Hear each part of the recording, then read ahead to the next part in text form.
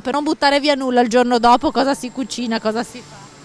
Beh, io cucino la vigilia pesce, quindi riciclo poco perché viene mangiato tutto. E il giorno dopo preparano altri, quindi ricicleranno loro. Non è il Natale di quando ero piccola, no. E la sua nonna cosa faceva il giorno dopo di Natale per non buttare via nulla? Questo non mi ricordo perché aveva 10 figli.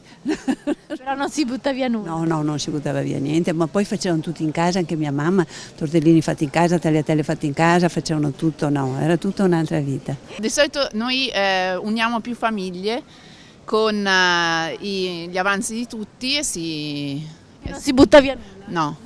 In realtà sono vegetariana, per cui di riciclo ben poco, anche perché la verdura di solito viene sempre tutta finita, per cui diciamo che riciclo più che altro i dolci, ecco quelli sì, i panettoni avanzati, pandori avanzati, con quello si può sempre fare qualcosa. Potrei stare a dieta il giorno dopo di Natale, non mangiare nulla, fare un po' meno magari il giorno di Natale, altrimenti un bel pasticcio leggero di verdura è quello che avanza. Io cosa facciamo? Le polpette con il bollito solitamente, noi siamo da Verona per cui si mangia bollito e pearà e si fa le polpette con il bollito, solitamente quello, ecco, noi facciamo quello. Per non buttare via nulla, cosa si ricicla, che ricetta si fa?